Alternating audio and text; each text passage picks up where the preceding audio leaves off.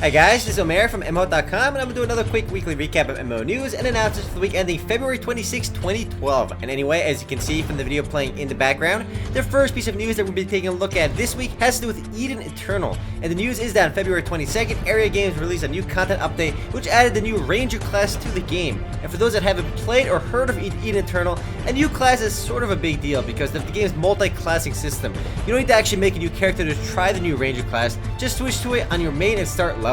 Aside from the new Ranger class, the game's level cap has been increased to 65, and players can also expect several new maps, including Witchcraft Forest and Shivier Peak. Or rather just Shiver Peak, not Shivier Peak. These updates are actually already live for players to enjoy. Next up, also on February 22nd, BeanFun announced the Stadia expansion for Lucent Heart. The new expansion is the second expansion for Lucent Heart since launch and will be coming on March 20th, so it's still a bit away. Most notably, the update added new maps, bosses, new songs, and even more dances. Also including the update is a new mount race system, which is basically a kart racing style minigame. And once again, this Stadia update is scheduled to launch sometime on March 20th. And if you haven't heard of Lucent Heart, it's actually one of the first MMORPGs to label itself as a dating MMORPG, but it still has actual MMORPG components to it too. Just a lot of other social stuff in the game as well. Up next on February 22nd, Changyu announced that Sword Girls will be launching into open beta on March 28th. It's still a while away, but at least we now have a concrete release date for the game. If you haven't heard of Sword Girls quite yet, it's an anime-inspired trading card game MMO that was announced quite a while ago. It's been in closed beta ever since, but the closed beta is finally over and is finally rolling into open beta. Players can now expect new cards, dungeons, and more when the game launches into open beta. The game is browser-based, but has really top-notch anime art. Now, Changyu definitely spent a lot of effort and time making the game look pretty. In fact, I don't think there's a single male character in the game either. It's just lolly girls with swords. Definitely a good combo. And again, guys, the open beta is scheduled to begin on March 28th. The next bit of news has to do with Carte, another trading card game MMO. On February 23rd, Games Campus launched the closed beta test for Carte, or just Cart, however you pronounce it. Closed beta lets players get a limited taste for the game. One of the more interesting features in Carte is the game's crafting system, which lets players break, construct, and transform cards. Unfortunately, no open beta date has yet to be announced for Carte, but it can't be that far off considering closed beta already begun.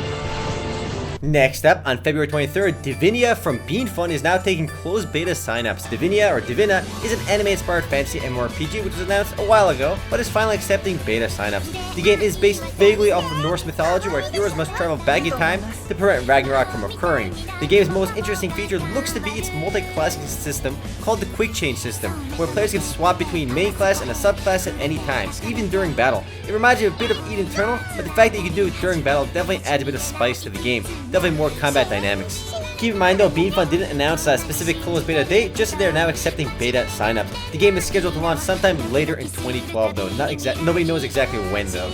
Graphically speaking though, the game does look really pretty. It looks a lot like Eden Eternal and maybe Lucent Heart. The anime graphics definitely look well done. Up next, some news from Fallen Earth and Realm of the Mad God. Both titles are now available on Steam. It looks like Steam is quickly becoming the go-to platform for free-to-play MMOs and MMORPGs. I do find it a bit odd that Realm of the Mad God is on Steam now, as the game runs on the browser. But anyway, from a gamer's perspective, having more and more titles easily accessible on Steam is definitely a good thing. I like to eventually see every game on a single, easily accessible platform, especially with so many free-to-play games out there. Just having one platform for all of it would be awesome. But it looks like Steam is quickly becoming that platform. But of course, there's still many more games to go. And the trailer you're seeing in the background is actually a really old trailer for Fallen Earth. Back when the game was buy to play and subscription based, it is now free to play through Games Campus. And by Games Campus, I actually mean Gamers First. There we go. The next bit of news, guys, is from Nexon, and it's not just an update from one of their older games. This time around, we have a brand new title from Nexon. The news is that on February 23rd, Nexon announced that it has received publishing rights for a brand new MMOFPS game powered by the Unreal 3 engine, Shadow Company The Mercenary War. Now, unlike Nexon's other titles, Mercenary War wasn't developed by Nexon, but rather by Dubik Studios. Nexon is simply publishing the game. The game supports up to 24 players in a single game and features realistic graphics and animations. Now, the only thing we really know about the game is it's going to be launching sometime later this year, but graphically it does look quite good. The next and last bit of news comes on February 24th and is about Microvaults. It's actually a small bit of news. On the 24th, Microvaults launched the Spectate update, which, as you probably guessed, added a new Observer mode to the game, which lets players spectate a match. Who would have guessed? Aside from this new mode, several new outfits have also been added to the game store.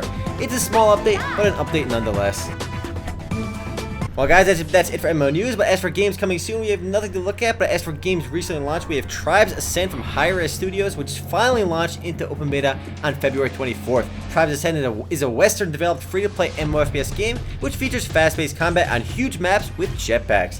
The game both looks and feels genuinely different from other free-to-play shooters, and for that reason alone is definitely worth checking out. To celebrate the launch of the game's open beta, Hi-Rez is adding a significant new patch to the game which adds a new Team Deathmatch game mode and several new maps for the other game modes. The game has been in closed beta for quite a while now, so it's definitely good to see the game finally launching into open beta. Games recently launched, and we actually have one game that is launching soon, and that is Blacklight Retribution. Almost forgot to mention this one. This one is going into open beta on February 27th, and that is on Monday. The FPS game from Perfect World has been in closed beta for quite a while now and is finally launching into open beta. And going forward from open beta, there will be no more wipes. In open beta, Perfect World is adding several new maps to the game. Anyway guys, that's it for MMO news and announcements for the week ending February 26, 2012. Now if you want to read about or learn more about any news mentioned in this video, simply head on over to MMOHut.com/news. If you want to discuss any of this video, simply head on over to MMOHut.com/forums. Anyway guys, it's Omer, signing